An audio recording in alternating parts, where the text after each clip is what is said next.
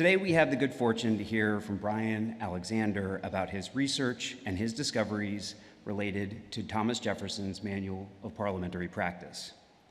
Last spring, I had the opportunity to host Brian and his students from Washington and Lee University, where Professor Alexander teaches courses in American politics and international relations. As part of the tour, we spent some time with some materials from the Rare Book Division's collections, and I was immediately struck by what an impressive scholar Brian is, by the depth and breadth of his knowledge of American political history. Now, it's not all that unusual to encounter a scholarly professor, but it is unusual to encounter a teacherly scholar, and Brian Alexander is precisely that. He has a talent for making complex ideas accessible, for sharing his knowledge with enthusiasm and good humor. In this way, Brian is an educator of the very highest order, and I'm so glad that we all get the chance to learn from him here today. Professor Alexander, thank you for being here, and welcome back to the library. Great. Thank you. Yeah. All right. Well, thank you all so much for being here. In particular, I do want to thank Patrick Hastings of the library's Rare Books Division and graduate of the greatest university in Virginia. Of course, I'm talking about Washington and Lee University. There's a rumor there's another university out in that state, but I'm not sure. And also, of course, I want to thank Stephanie Stillo, who's the chief of the Rare Books and Special Collections Division. Both Stephanie and Patrick do what the best librarians do, which is they embrace scholarship enthusiastically, but they also make it a lot of fun. And they also do things like bringing us here together. So thank you both, really, I appreciate it. Thank you as well to our audience. Very excited to have this opportunity. This is a beautiful space, and I'm very happy to see a lot of new faces, but I'm also very happy, of course, to see some of my favorite people, which are students or former students of Washington and Lee University, where I teach. They're all off on their own great careers right now, and it's a thrill to see them in the audience. Former students, now friends, so thank you for being here and for your support. This is a special, kind of a full circle moment. We're here to talk about Thomas Jefferson's Rules of Congress, discoveries that were made in physical copies of Thomas Jefferson's books in the very library that Thomas Jefferson helped found, with the purpose of serving the American Congress and the American people in the building named after him. So this is quite a moment. It's even more apt that in this, the year of the American 250th anniversary, that our subject today, Jefferson's Parliamentary Manual, can help us tell an untold story of what Thomas Jefferson believed about the United States Congress, about political power, and about the principles that he laid down in the Declaration of Independence and then fought for throughout the rest of his life. Like all great scholarly journeys, this one began with an act of procrastination.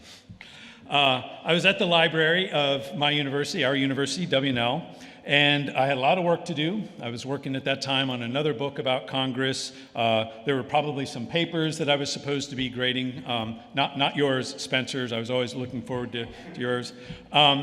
And so I wandered down to our special collections at our library, and I asked my friends there to show me something cool. And W&L was founded in 1749. It's got just a rich collection, kind of a trove of items. So I was led back into our vault at our special collections. And a couple of highlights that I remember are first, a first edition of Darwin's Origin of Species, which is a big deal, I think. There we go. Exciting to me, but not my field of specialization. First edition of To Kill a Mockingbird, the classic novel that so many of us have read and loved. And as a guy who loves libraries and old books, those are pretty neat, right? I mean, that's pretty exciting.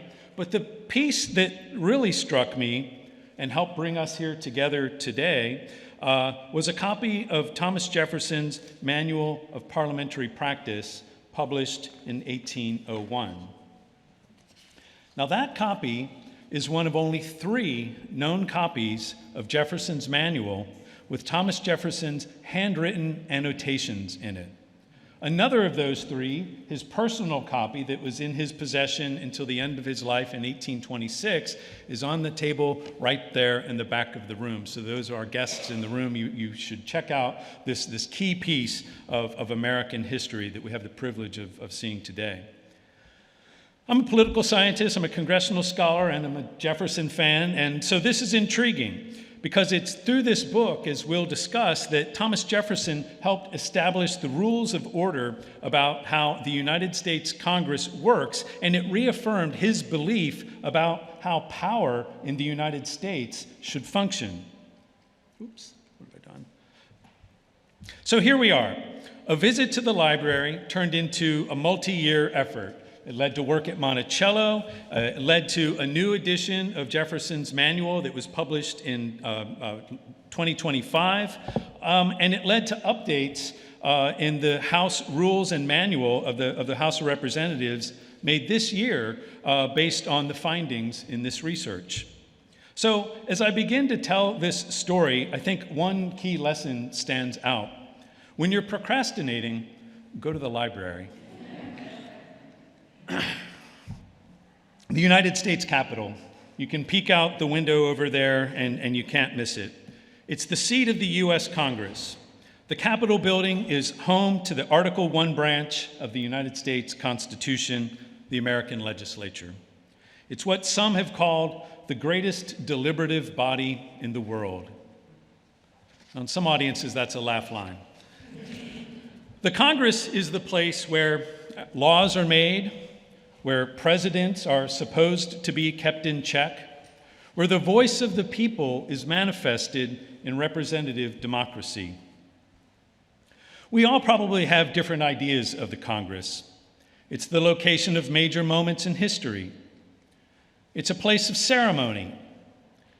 It's a place in the modern age where we imagine a lot of rancor, dysfunction, and even violence. But the fact is, as many of my former students who now work in Congress will tell you, it's not as bad as it seems. Most of what Congress does is the routine work of democracy. Headlines capture the bad and the ugly, but only rarely the good and the mundane. Things such as major bipartisan laws, routine speeches, and countless committee hearings. And believe it or not, the members don't all hate each other. Rather than partisan conflict, the day-to-day life of a member of Congress and their staff is, by design, not one of gridlock and bickering, but one of hard work, collaboration, and maneuvering within the rules. Parliamentary law, the subject of Jefferson's manual, is the basis of these rules. Parliamentary law determines things like who gets to talk and when, what order bills can be brought up for debate, how special activities like conference committees or impeachments take place, and the rules of decorum and civility that require members to act decently toward one another during even the most heated debate. Parliamentary law, in short, is what ensures orderly, fair, and open debate in Congress and other governing bodies. The legacy of congressional rules and orderly debate dates back to the founding era. The early Americans borrowed from centuries of British parliamentary precedent in establishing state and then national legislatures. James Madison wrote up the rules of courtesy for members of the House of Representatives. Modern political science research shows that rule following and civility are, in fact, the norm, whereas rule breaking and rancor are, at least for now, the exception. Our debt for the civility and the functioning of the U.S. Congress is owed in part to none other than Thomas Jefferson. Now, Jefferson's not someone most of us immediately think of when we think of the U.S. Congress. Certainly, he comes to mind as author of the Declaration of Independence, one of the founding documents of American government and a basis for the ideals of American society. We know Jefferson for his many other accomplishments. He was governor of Virginia, America's diplomatic representative to France, the United States' first Secretary of State under George Washington. He was Vice President under John Adams, and then the United States' third president. He was an architect, and as he himself has written on his tombstone, author of the Declaration of American Independence, of the Statute of Virginia for Religious Freedom, and father of, I can't read it, it looks like a university in Virginia. No, father of University of Virginia. However, among these many accomplishments, we have to add one that most people don't consider. Thomas Jefferson authored the first American book on parliamentary law, the Manual of Parliamentary Practice. Jefferson's manual laid down in rich detail the principles and practices for the rules of the U.S. Congress and subsequently democratic legislatures around the United States and even the world. When writing these rules and then advocating for their use, Thomas Jefferson is making a vital and lasting contribution to democratic principles and lowercase r Republican governance. The Declaration of Independence may have set forth the founding ideals of American democracy, but Thomas Jefferson, in his work on parliamentary law, helped establish the rules of how a representative legislature would function. These rules, in turn, are how those democratic principles are upheld in the day-to-day functioning of government. Jefferson, like the other framers, knew that principles were only as good as the structure of power in society. And to ensure that particular principles are maintained, to ensure that power would protect life, liberty, and the pursuit of happiness, we need effective, rules-based institutions. This is why we have the U.S. Constitution. And this is why Thomas Jefferson wrote the Manual of Parliamentary Practice, to protect the rights of majority and minority alike, and to ensure order and fairness in debate in a representative legislature.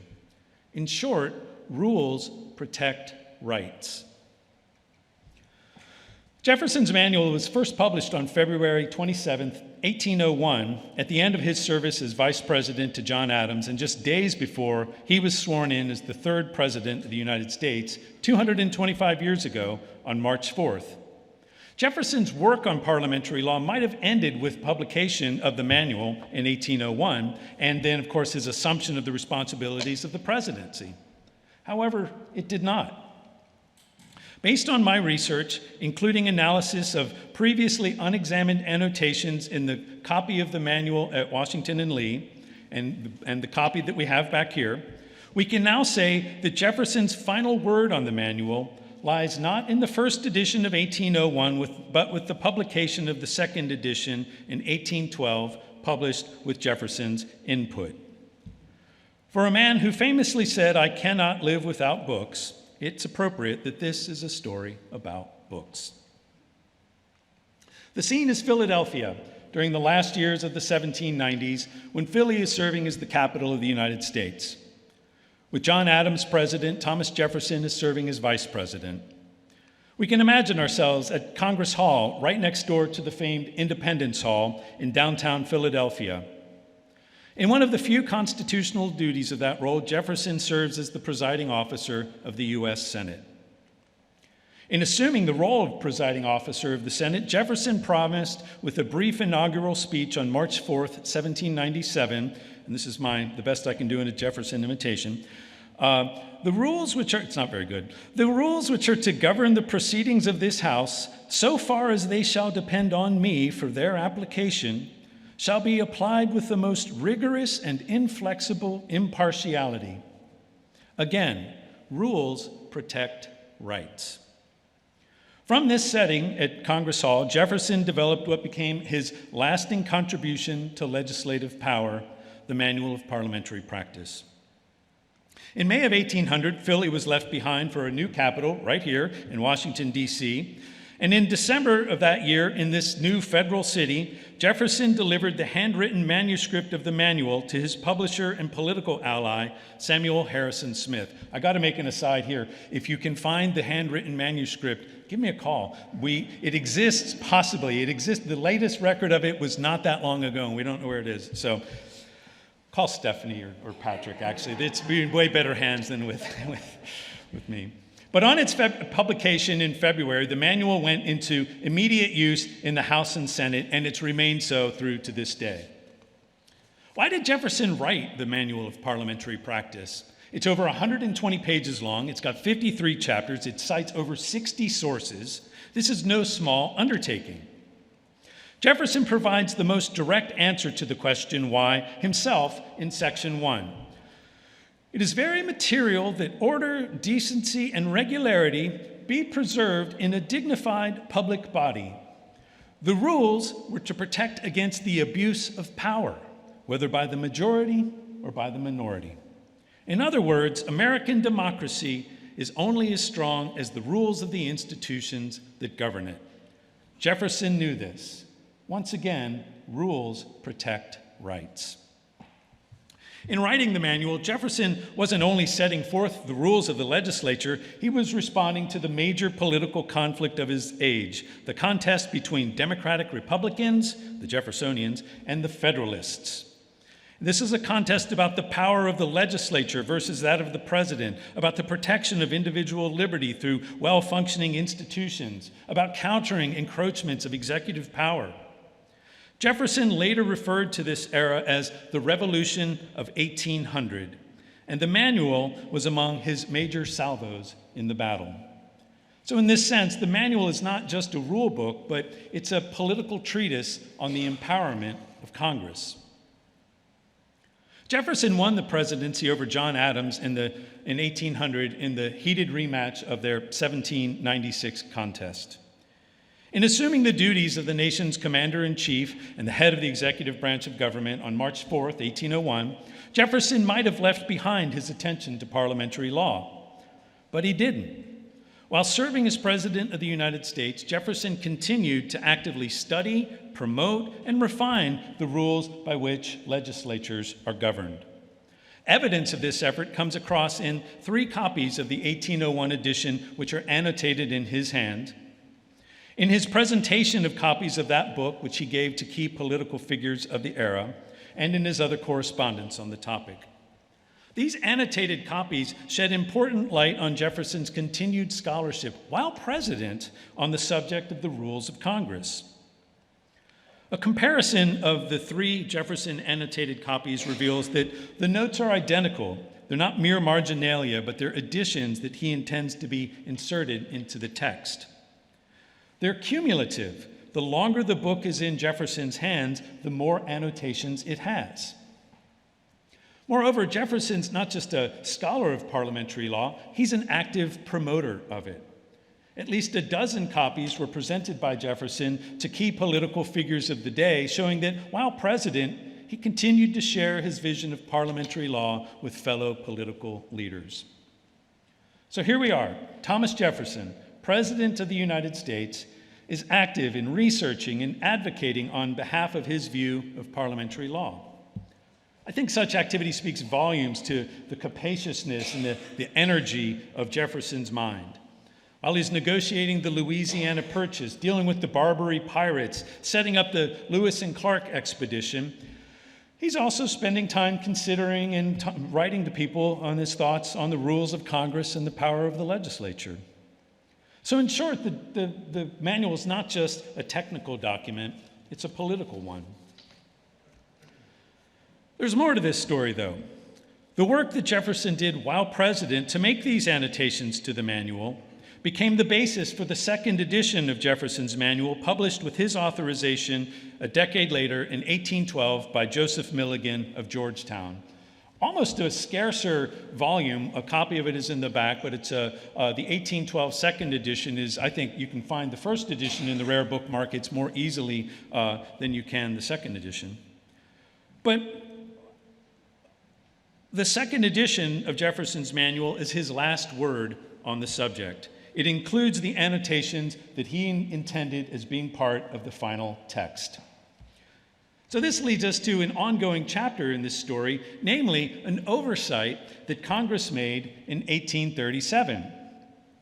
When the House formally adopted the manual, there was a motion to adopt the manual.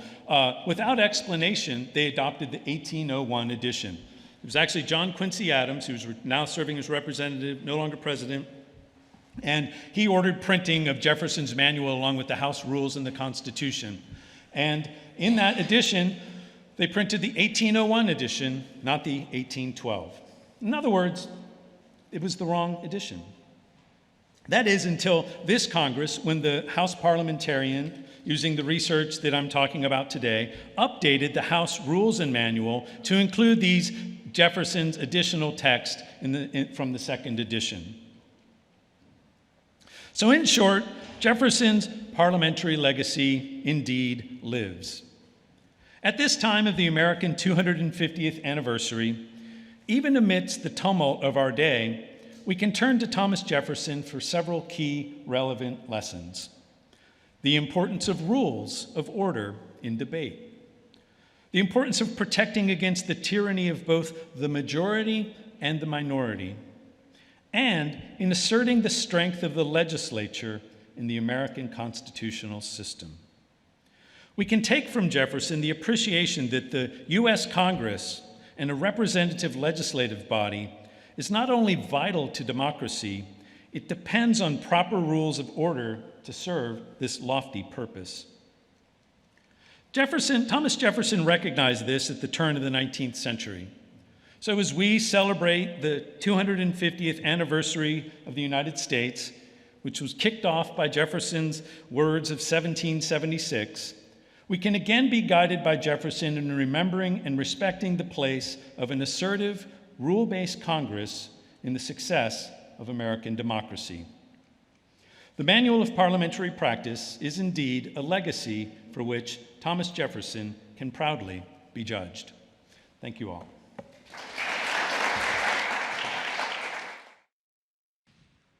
All right, cool. Thank you so much for those remarks. That was so educational, learned a lot, and I have a few other questions that I'd like to probe a little deeper on some of these topics. So can you take us into Congressional Hall, into the Senate chamber? What does that room look like? Where is Jefferson? How often is he there? Just paint that picture for us, please. So yeah, this is a setting. It's 1797. We're in Philadelphia now. Jefferson graciously lost the election of 1796 to John Adams, and in one of the few constitutional duties, he becomes the presiding officer of the United States Senate. The room itself is on the second floor of Congress Hall, right above the House of Representatives. It's a little more elegant than the room downstairs. The walls are painted in what would look like a simulation of green silk. There are 2 rows of handcrafted wooden desks, chairs that have red leather on them, little nail heads on the leather. And Jefferson would have sat at the front of that room on a dais, a little bit like this, slightly elevated, in a tall red chair, which you can actually see at the museums at Monticello as the chair that he used when he was the presiding officer of the Senate. And which I think it's a room, too, that would have been kind of to Jefferson's liking, because at this point, he had already been minister to France. He had a taste of sort of the opulence of European grandeur. So this room isn't quite up to those standards, maybe a little more modest for the young nation at the time, not anywhere near as elegant as this room. But it would have been, I think, a room to Jefferson's standing, a blend of form and function and a little bit pretty. And it would have been in that setting that he attended the Senate regularly. He was, as presiding officer, he saw it as his duty to be present. He saw it as his office, as the presiding officer to do what I mentioned in his opening speech, which was to ensure orderly, fair proceedings. And at that time, the Senate only had a thin body of rules. At that time, there were talks of how John Adams, who had been the first president of the Senate, right? So Jefferson's only the second person to ever serve this role, that John Adams might have been a little bit heavy-handed. So Jefferson uses this as a way of building on his parliamentary scholarship, which dates back decades at this point, to be in the Senate on a regular basis, and then to begin compiling and refining the rules. Okay. And Jefferson, had already spent time in other legislative bodies before serving this role. Speak a little bit about his prior experience in Congresses and other representative legislatures. So he was a delegate in Virginia. He served in the House of Representatives. He was present, of course, when they were deliberating independence. Dating back to his time, even as a student of George Wythe at Williamsburg, he was fascinated by the debate. The Stamp Act was debated in the Capitol at Williamsburg at the time, and he had a little taste of the way the rules could affect proceedings. I'm a political scientist, not a historian, so I'm very good at generalizations and then looser when you ask me to remember the details of such things. But during the debate on the Stamp Act, a parliamentary maneuver undermined proponents of opposing the Stamp Act, and it was through that Jefferson, who was developing sort of an anti-monarchist position at this early stages of his life, saw how the rules could have an effect on the outcomes in the legislature. He kept a parliamentary pocketbook, which is basically just a little notebook. They could be for anything, but people used them for keeping notes on literature, history, or whatever they were interested in. He kept a parliamentary pocketbook in which he kept notes about different ideas in parliamentary law, different rules of parliament. I'm sure we all have something like that, right? Because who doesn't keep a parliamentary pocketbook? A lot of this speaks to just the uniqueness of Thomas Jefferson. He does. I see somebody in the audience. Excellent. Where else would I expect to see somebody in the audience that carries a parliamentary pocketbook, but this crowd here? So yes. But it also does speak volumes. You know, Jefferson is just an active, busy mind. And so this knowledge that he's bringing, when he starts the vice presidency in 1797, he actually writes to his mentor and friend, George Wythe, and he said, you know, it's been a while since I've served in a parliamentary capacity. Can you kind of fill me in on what maybe did I miss, to borrow a phrase from Hamilton? And Wythe, unfortunately, at this time has not been in the practice of parliamentary law at all, so he's very rusty. So Thomas Jefferson starts reading and reading and reading as he does, and adding to his parliamentary pocketbook and adding to his notes, mainly from British parliamentary law. And as he's compiling those notes, obviously the Senate's been in operation for 8 years. There are some rules, presumably. Have they been codified? Is there a manual that already exists for the Senate's procedures before he takes his role?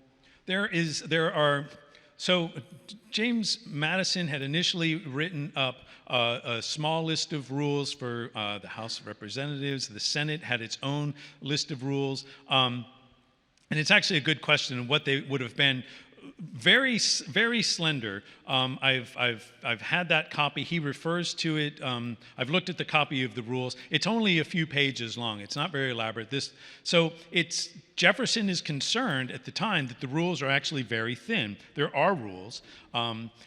Remember also at the time that the people who are serving in the American legislature are coming from former colonies, now states, where the state legislatures all had their own rules. So people have some familiarity with parliamentary law. This isn't, it's not like Jefferson is not the first person to thought of the importance of this, but he's looking at what is present and thinking that it needs. He first writes the manual for his own purposes. He's adding to these notes while he's the presiding officer. So this is sort of a cumulative effort over the years from starting in 1797. At around the beginning of 1800, he says, I'm going to take all of this, I'm going to make it a book that he intends to deposit with the Congress, with the Senate.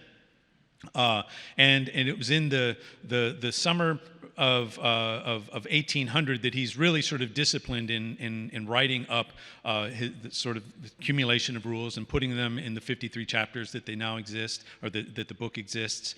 And it was in December of 1800 of that year that he delivered the manuscript to Samuel Harrison Smith, somewhere in this vicinity. I've never actually determined exactly where Smith's home was.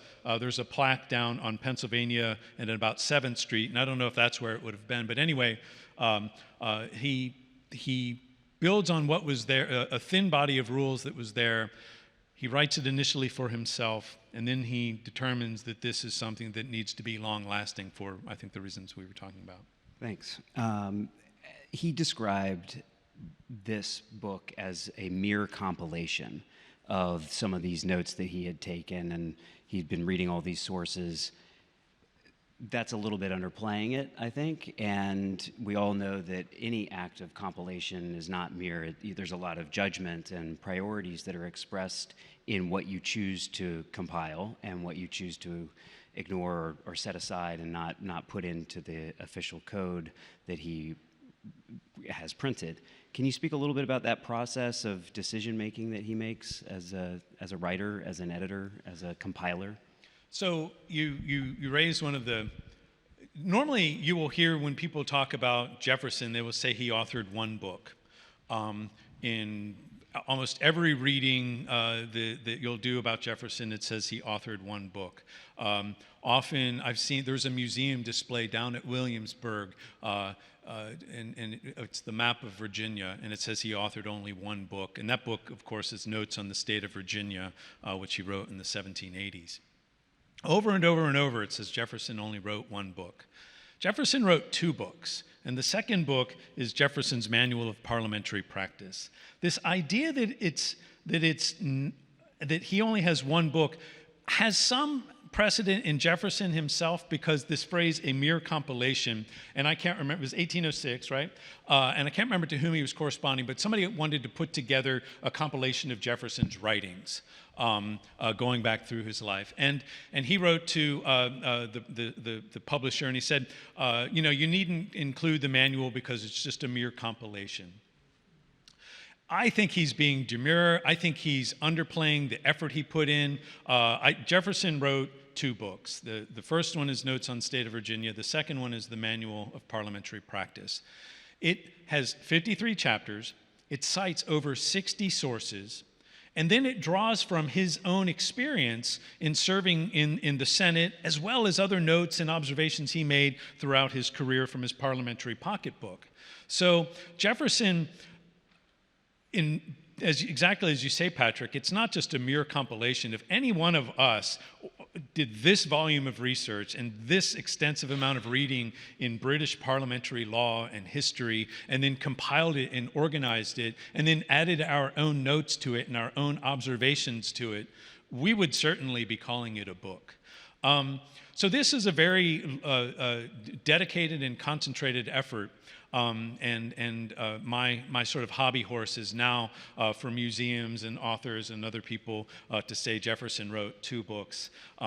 If you ever hear somebody say Jefferson wrote two books, let me know, because that means this effort's successful. But to date, it's only been known as the single book. But it's indeed, this is a massive scholarly effort. And as I say, I teach a class on Thomas Jefferson, and we cover his whole life and times and his legacy. And there are many wonderful things about Thomas Jefferson, many controversial things about Thomas Jefferson. We know all of this. But the thing that continues to just sort of enamor me to him is just the breadth of the intelligence and the thoughtfulness and the richness of his mind, because he's doing even in the updates that I talked about, he's the president of the United States, and he's still doing some research and reading, not extensively, but can you imagine any modern president reading Hatzel's Volume 4 on parliamentary practice, right? I mean, I know we've all read the first 3 volumes, but who really ever gets to Volume 4? And this is Jefferson, the president, reading Volume 4 and making updates to his book. There's evidence where as late as 1806, so into his second term, he's coming up from the president's house, the White House as we call it now, up to what was then the small Library of Congress, which is now I think the Republican majority leader's office in the Senate building. And he's coming up there to respond to inquiries that he got from people about parliamentary procedure. So this is a guy who's very busy on this subject, and indeed he wrote a book on it and then continued to his interest in that subject beyond when it was first published. Terrific, thank you. Let's turn our attention to some of those annotations and revisions, additions that he makes during his presidency that lead to the 1812 second edition. What are there common themes to what he is adding? Like, what do we learn about him, his concerns, his priorities by what he has added to the text that he had printed in 1801? I think there are probably sort of three short answers to that. The first one would be maybe the least interesting. Is the updates are based on what he was reading, and again, primarily tied to Hatzel Volume 4, which looks at conference committees and impeachment. So he's making the bulk of the updates and the annotations are to that section. In the first section, the first chapter of the book, he makes an additional comment, and I'm sorry, I can't remember the exact wording of it, but basically speaking again to protection of the majority and minority. Again, that principle that rules are meant to protect rights, that rules are meant to bolster the power of the legislature, that rules are meant to uphold this lowercase r Republican principle. And Republican ideal. And then there's another one that has been brought to my attention by a member of Congress that speaks to who can be present in committee hearings. And you might remember a couple of years ago there was some controversy about I think it was the Republicans were being kept out by the Democrats into some rather controversial committee hearings. And it was a Republican member of Congress who saw this update and said, wait a minute, according to Jefferson, we should have been allowed into these proceedings. I demurred and did not get involved with that controversy. But you see sort of varying interests and intentions in his updates. Now, he printed those updates and sent them out as useful additions, as a printed sheet, like an addendum almost. We don't know where those are as of right now. I suspect that you looked for them. Obviously, this research project that leads to this book is tremendously successful, but I wonder if you could speak about being foiled in a quest. Any researcher knows what that feels like when you go searching for something and you look everywhere and you can't find it. What measures did you take to try to find those printed sheets? This will also be an opportunity for you to give a call for anyone who may know where any are in any special collections around the country. We're going to turn this into a group project. So Jefferson is making these annotations, and as I mentioned, they're cumulative. So the longer the book, the personal copy is in his possession, the more annotations it has. We don't know when the last of the annotations would have been made. So we really don't know when. Basically, when Jefferson sort of ceased study of parliamentary law. But we do know that in 1806, he had printed this supplement. It was on 2 leaves, so it's going to be 2 sheets of paper of some number of the additions that he wanted inserted into the book. So around 1806, again, second term as president. So this isn't something he's doing just in his first term, but he's doing it into his second term. And he has these printed by, anyway, I forget who the publisher was. It might have been Milligan himself, but I think it was somebody else. Anyway, he prints the supplement, and then he starts handing that out to people. He has more of the supplement. About 100 copies of the first edition of the manual were printed. I think he has several hundred of these supplements printed, so there's a bunch of them printed. And then he's handing these out to people. And when new copies of the book, or when copies of the book are sold, he says, hey, here's this printed supplement. In 1812, when Joseph Milligan says, I want to publish the next edition, Jefferson says, here's this supplement of useful additions. And that's how we can kind of track what Jefferson intended to be in the second edition. But we don't have the supplement. We don't know where it is. So a student and I, a couple of summers ago, tracked down as many copies of the first edition of Jefferson's manual that we could find. And of about 100 that were printed in 1801, very happy to say we discovered that 72 are still in existence, which was kind of an exciting. We reached out to archives.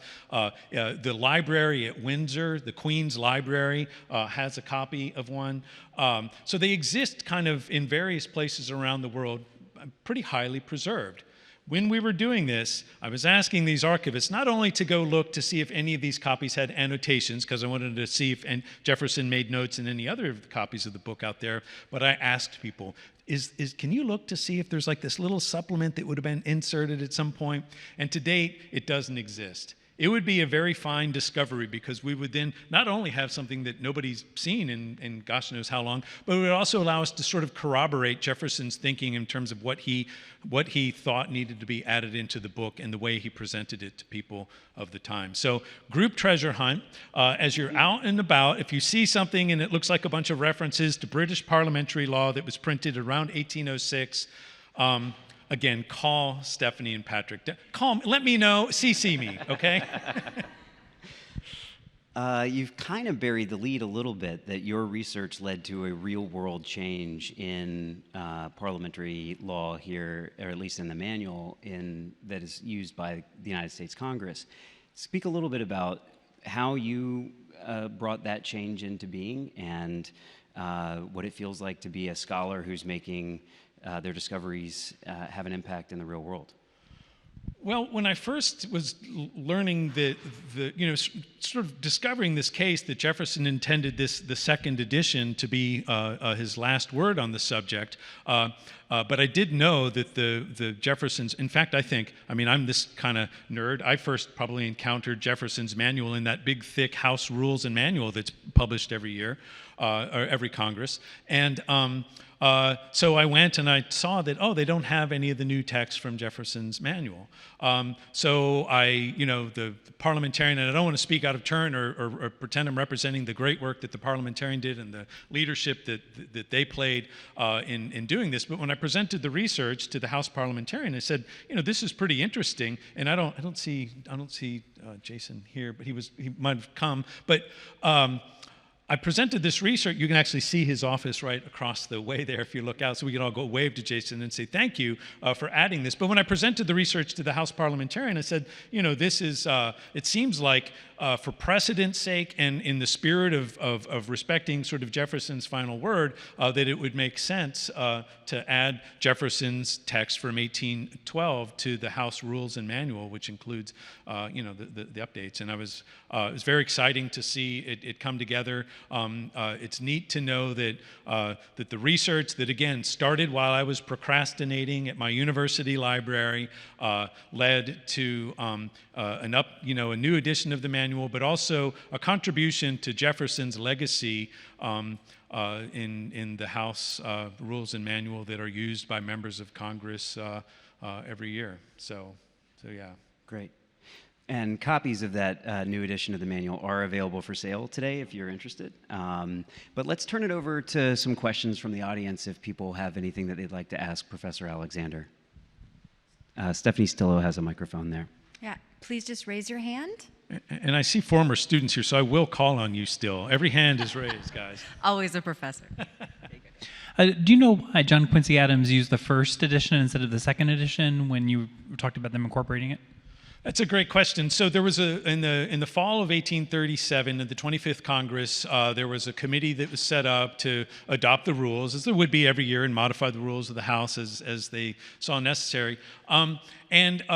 Reasons that it again, if you're looking for new research and additional steps, why they at this time in 1837 decided to say, hey, this is the time to include Jefferson's manual in the House rules formally, even though they had already been using it, I don't know. But I do know that the committee passed the rule was passed by the committee on, I think, a Thursday or a Friday, and then on a Monday of the following week, John Quincy Adams introduced the motion to print 2,000 finely bound copies of the House Rules, the U.S. Constitution, and to include Jefferson's Manual of Parliamentary Practice. And were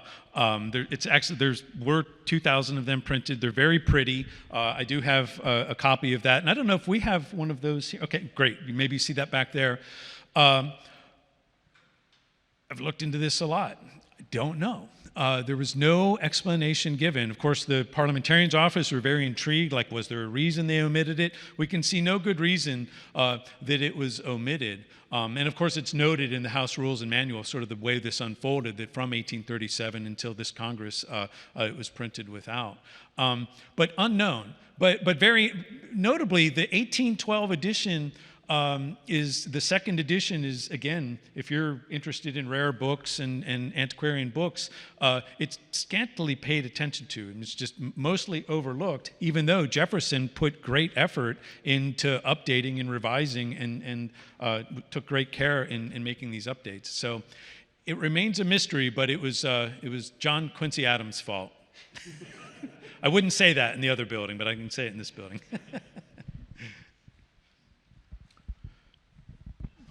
Oh, we have it over here. Oh, here we go. Otherwise, I'm calling on Tyler. No, Georgia. I see Georgia's over there. I just had a quick two-part question. One, obviously, is the author of the Declaration of Independence, which was an edited document nonetheless, because they had the team of editors who worked on it, which is aspirational but foundational, more idealistic than, I guess, kind of concrete. And this book, which is clearly a much more concrete, like almost playbook about how to run parliamentary kind of proceedings. You touched on this in your talk, but if you could just expand on what that says about Jefferson as a thinker. And the second part of that is, how did folks in Congress respond to his development of these rules, since it sounded like it occurred over a number of years? Yeah, great questions. There were, so on the one hand, you could look at this, and I think most of us would if you were to read it. It's just a list of rules for Congress, and it has a lot of the sort of powdered wiggery talk about how Congress and parliaments proceed. But that misses sort of what you're suggesting and what I alluded to earlier, which is this ideological purpose behind the manual. Jefferson is engaged, as we know, and if you've done nothing but watch the musical Hamilton, you know that Jefferson was in this battle with the Federalists at the time, people who believed that executive power should be more expansive than he believed what it should be. Throughout Jefferson's life, throughout his correspondence, and I mean that throughout his life, he believed in a representative government. He believed in the legislature. You may have heard of Jefferson talking about a ward system where each of us would be, in a community of maybe as few as 1,000 would be represented by a legislator in an assembly. So his ideal of government was for the legislature to be the primary instrument of power, the primary voice of the people in government. And so in writing the manual, he's making this effort to make sure that the rules of Congress are clear and that they're articulated and that they respect both the majority and minority alike. So it is, I call it a salvo in this revolution of 1800, but Jefferson's writing this thing not just to clarify the rules as a technical document, but it has this political undertone that if you can empower Congress, you can make a more representative Republican, lowercase r, government. And in terms of its being adopted, I don't know that everybody exactly. Well, I think it was received as such because it does empower both majority and minority alike. The rules that he helped establish, and of course these have been built on and developed. And I am always very respectful and modest about my knowledge of contemporary parliamentary law. But the rules to this day are designed to ensure order and fairness in debate. Now, how much they're fulfilling Jefferson's purpose is, well, that's a debate for we the people and the Congress itself to have. But Jefferson's intent in doing this, and then the reception of the book, I think indicate that this idea of protecting majority and minority rights in legislative debate was very highly and gladly received.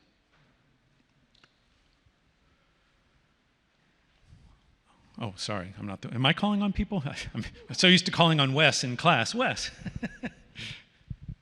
Could you speak a little bit about the actual changes to the House rules that occurred as a result of your findings? Kind of what is covered by those rule changes? So, I think the main takeaway from the updates to the House rule, it's the updates to the House rules and manual, right? Sort of the printed book that they provide to members of Congress, which is referred to. So. The changes, again, are content that was missed in the printing of the manual when they were using only the 1801 edition. Most of them are going to refer to some text on impeachment, a little bit on committees, a little bit on conference committees. There's this new statement that Jefferson makes in Section 1, sort of reaffirming the purpose of protecting majority and minority alike. Do the updates from 1812 fix Congress? Is there some magic solution in Jefferson's writing that he did while president that we've now revealed? Absolutely. Congress is just no. No, the changes are modest, and I think the real important takeaway from the updates and the changes by adopting and incorporating the 1812 content is, again, it's the respect for the precedent, because precedent is the basis of rules. When Jefferson was writing the manual and drawing from really centuries of British parliamentary experience, he was drawing from precedent. He drew from history, not because simply we should honor or respect history for its own sake, but he drew from history because history makes perfections. Even when he's talking about Roman architecture in France, he suggests that it has received the approval of the suffrage of time, which is to say that the rules that have existed have been refined and perfected over the years. So by incorporating the updates from 1812 in the current House Rules and Manual, I think it's mainly a statement to respect precedent and respect the following of rules. Maybe time for one more, and then give everybody an opportunity to take a look at the display that we have. Yes, and you will want to take a look at the books at the back of the room for sure. It's exciting and rare. Georgia.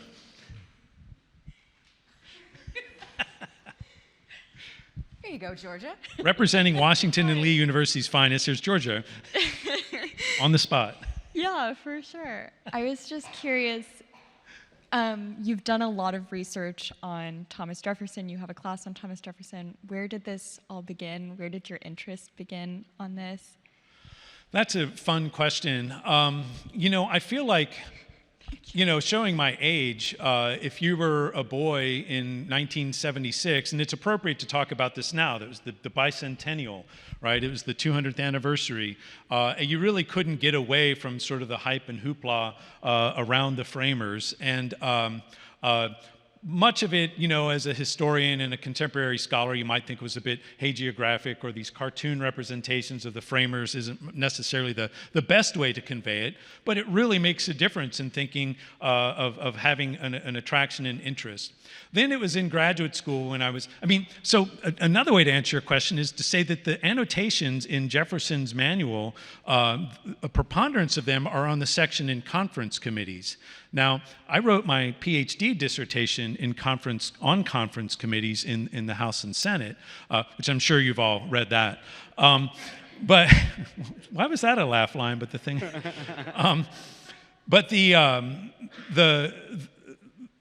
Jefferson is just inspiring, and the more you study and learn about Jefferson, my work on conference committees led me to study, that was probably my first real in-depth exposure to Jefferson's manual. If you've ever been in my office at W&L, and I know many of the people in here, you sit in a Jefferson-designed swivel chair, which he used when he wrote the Declaration of Independence. The original is the American Philosophical Society. So sort of the role of Jefferson, as Chastelot described him, he's a humanist, he's a scientist, he's a philosopher, he's a politician, he's a scholar, he's an architect. I think all of us who are intellectually curious take inspiration from Jefferson. And so that's probably how it came around. And so then when I saw that the manual, the annotations were in the thing that I wrote my dissertation on, which I know nobody pays any attention to, I was like, I've got to learn more. And so here we are. Thanks. And thank you for giving us the opportunity to all learn more too. Professor Alexander.